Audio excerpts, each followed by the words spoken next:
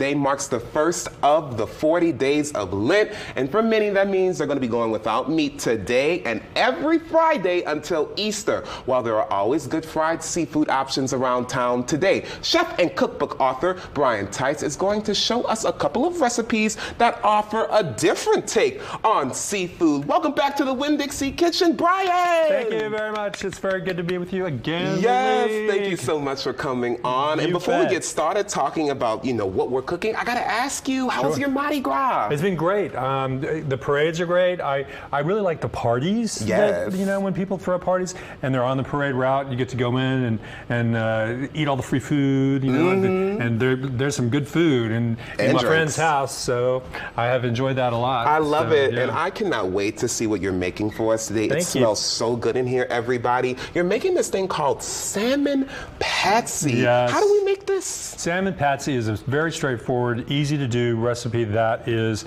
tried and true. You will make it over and over again. Your friends will love it, and if you are getting your fish, it's one of the very best ways to do it. Why is it called Salmon Patsy? Well, one night I invented the recipe, as I'm always doing. I'm always writing new recipes. Oh, yeah. And we're sitting there watching TV, and I said, I don't know what to call this new salmon recipe. We're watching Absolutely Fabulous. Okay. And Joanna Lumley plays Patsy Stone, and then she's on the TV, and I said, why not just call it Salmon Patsy? I love it! And so that's how it got its name. Yeah, it's crazy, but that's the way recipe names work sometimes. Well, we love a recipe name that has a story, and it looks beautiful. The salmon, I'm sure, is the star of the dish, of course. How do we get started here? Sure. So you have a piece of salmon, and you put it on probably a broiler pan, something like that. Okay. Which you don't see here, but I'll show you how the topping comes together. First, you salt and pepper it, and it goes into the broiler, 375 degrees or so. It's up to you how you like it. It could be 15 minutes. It could be 18 minutes, and it comes out, and that's when you put on your topping. Now, pretty straightforward, has sort of an Italian influence to it. Okay. We've got Parmesan cheese. Yummy. That could be grated, or like I've got here, it could be So then we've got lemon juice coming in for the ride, and fresh parsley. You don't want to fake the parsley. You do not want to have dried parsley out of a jar. You want the real thing. Come on, real thing. Come on. You want the real thing. Same with the lemon juice. Don't fake the lemon juice. Now this is dehydrated Creole Trinity. I don't know how many of you out there have heard of this before. I just learned about it. It's terrific stuff. I put it in a lot of my dips and salad dressings and cocktail sauce. Yeah. It's a great thing, but it needs to dehydrate a little bit. I'm sorry. Hydrate, the other direction. So you should make this a little bit before you need it to go on. So and why do you like this over the traditional fresh onion, fresh bell pepper? There's just something. Well, the actual Trinity with the vegetables, celery and bell pepper and onion, would take too long to cook in this recipe situation, and this also just adds that flavor profile that I really love. It's just there's something special about it. And then in goes the garlic, which you need the real thing again.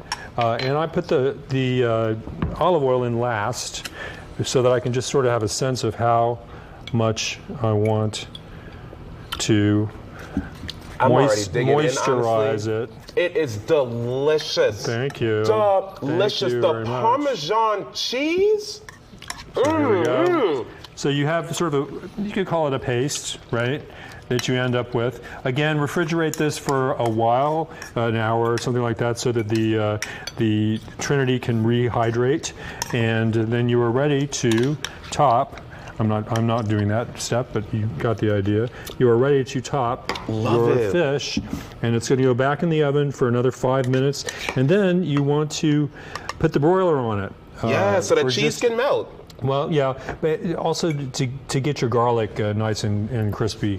But you want to watch it carefully. You don't want charred ruins. You want something that is just nicely browned on top. You all are seeing the recipe on your screen here. That is going to go in the oven, and then it will come out looking like this. It is delicious, which I've already ate half of it. It's great with rice and a green salad, or in this case broccoli, and it's very healthy and it's perfect for Lent. This mix is amazing. It can go on anything, and what's cool is that your cookbook, The Infinite Infinite Feast has so many different seafood recipes in there, right? I think there are at least a quarter of the recipes in the book are seafood. I think that's true. Amazing. It's so good, everybody. Right. This is delicious. Now, I got to ask you, are you giving up anything for Lent? I'm thinking maybe I'll just do fish the whole time. Really? Yeah, we'll see if it works out or not. You know, are you? What are you giving up? I'm trying to decide, like, one of our producers, Kagan Moore, I love her outlook on Lent. She really is like, why do we necessarily have to take away something during Lent? Why not just add something during Lent, right? I like so maybe that. volunteering more, or going to church if you go to church every single Sunday. Like, absolutely. I like that, but I'm going to try to give up fast food, but I know I'm going to break it. So why did I even just say that? Because fast food, I love fast food, but I don't know, when you got recipes That like this. What's your favorite fast food while we're talking about it? Ooh, there's so many, but I'm going to go with Popeyes, of course. Okay, of Three-piece course, tender and a chicken Yeah, sandwich. there we go. It's so good, but look, no, this Salmon Patsy right here, absolutely delicious. Make it, everyone make it. It is so good, and good news, everybody, he's actually sticking around because he's going to make another recipe for us coming up a little bit later. But if you want a copy of his amazing book, The Infinite Feast, make sure you head over to his website, theinfinitefeast.com. So many awesome recipes.